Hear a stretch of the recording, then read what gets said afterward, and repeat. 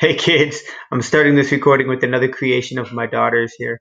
These are these pillows that she makes. I'm just showing you big, like look at this. So it's a little Beanie Boo pillow, and she made it with, I don't know if you can, I'm going to turn it over. Look, it's even got depth. She made it 3D. I don't know if you can see the staples on the back, but she makes them and then she draws the whole thing, right? It's got the little tail, little ears, and then she makes a little pillow out of them, and it's got the big eyes. You see that? And then we stuff them. So she makes like traces like the thicker paper, and she makes these like paper pillows out of them. So it's like thick cardstock with her drawing pasted on the front, and then we pack it. You can see it's got some like thickness to it.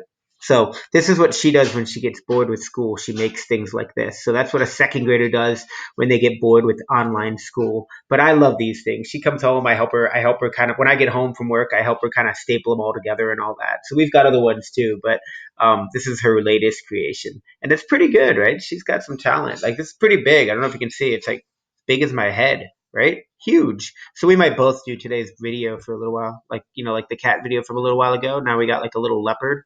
So leopard video. What do you say? All right, new problem today. It's not a hard one, but I think it's a little interesting. I took this problem and adapted it from one that I found in the Knowledge Center, which is where I get a lot of my stuff from. But then I change them because I think I can make them better. So this one I changed, and I think it's kind of fun.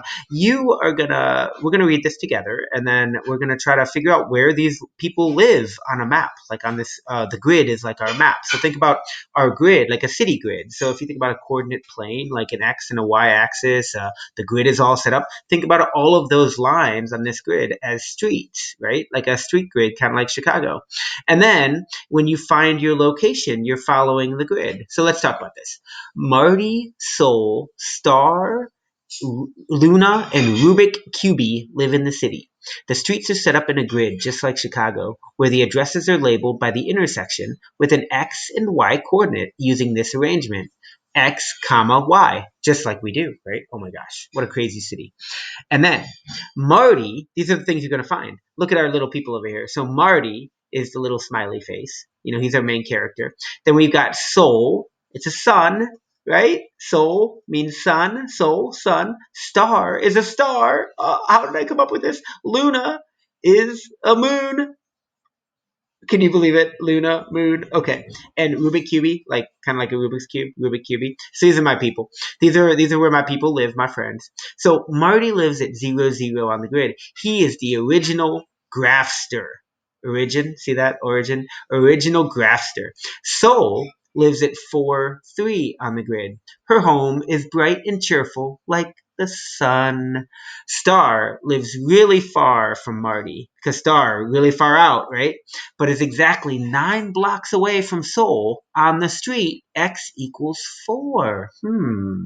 Luna's address has the same number for both the X and the Y coordinate. That means her address is like a double number, like it might be like 1, 1 or 2, 2 or 3, 3 or 4, 4 or 11, 11 or 10, 10 or 9. I don't know. Um, but Luna lives perfectly diagonal from Star. So in order to find out where these people live, you have to find the one before, right? Because Luna's coordinates could be any of those that are matched up where they're the same, but it has to be perfectly diagonal from Star. And what does that mean? Well, it means that perfectly diagonal to me means that you're cutting the blocks perfectly at a 45-degree angle. And then the last one, Rubik Cubey's home has a volume of 27 cubes. Have you ever looked at a Rubik's Cube? How many cubes make up a normal Rubik's Cube? Something to think about. I need to think about it. Okay, but he has a volume of 27 cubes, so he must live at the intersection of x equals 9 and y equals 3. That's interesting. That might be easy. Okay, so what we do on the problem is we're going to click into this graph and we're going to start placing these guys. So I'm going to see if I can switch into a new window and if this thing comes with, let's see. Does it come with? No, I don't think it did. Okay, I think I have to come back here. So what we're going to do now is I'm going to show you how this works. We're going to move this out of the way. My cats are tearing through here. Let's see if they come and bother me. My cat just came running in here like a crazy, crazy cat. Okay, I'm going to move this up. And I don't know if you guys can hear that. Oh my gosh, my cats are fighting just behind me, going crazy. Okay, we're going to go here so I can see this. Now, what I'm going to do is I'm going to go into this drawing right here, and I'm going to take Marty, and I'm going to grab his little smiley face, and I'm going to move it, right? I'm going to basically see if I can do a little screen capture right here, and you'll be able to move it right in the document. But I'm going to take Marty, and I'm going to kind of like see if I can paste him right in. Let me see if I can do this. Oh, it could work. Oh my gosh, I'm so excited that worked. So I copy and pasted Marty. Now, where does he go? Well, he's the original graphster. He's at the origin. He lives at 0, 0. So we'd move him down to here, right?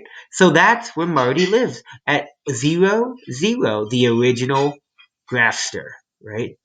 All right, we could call him the OG. All right, awesome. Now, where does Soul live? Well, we got to grab Soul, and we got to do the same thing where I got to grab this, and I got to say, well, I'm going to grab Soul. I'm going to copy this little sun, and I'm gonna paste it in. So Control V. Now you guys don't have to copy paste. You just have to grab it. You can just duplicate it. You can just move it. Soul lives at 4, 3 on the grid. Remember what we do when we graph? We go forward 4 spots, and then we go up 3. There we go. That's Soul's house. So now, how far is Marty from Soul? Well, Marty, to get to Soul's house, can't walk diagonal because this is like a city block. There's a bunch of stuff in the middle. He's got to walk 4 blocks this way, and then 3 blocks that way, right? So 4 blocks along this road, and then 3 blocks along that road. So he has to walk 7 blocks to get to her, right? Now, the next thing is we'd look at up here and we'd say, well, Star lives really far from Marty, but is exactly 9 blocks away from Soul on the street x equals 4. I think you guys can figure that one out. So I want you to figure out, where does Star live? Where does Luna live? Where does Rubik QB live?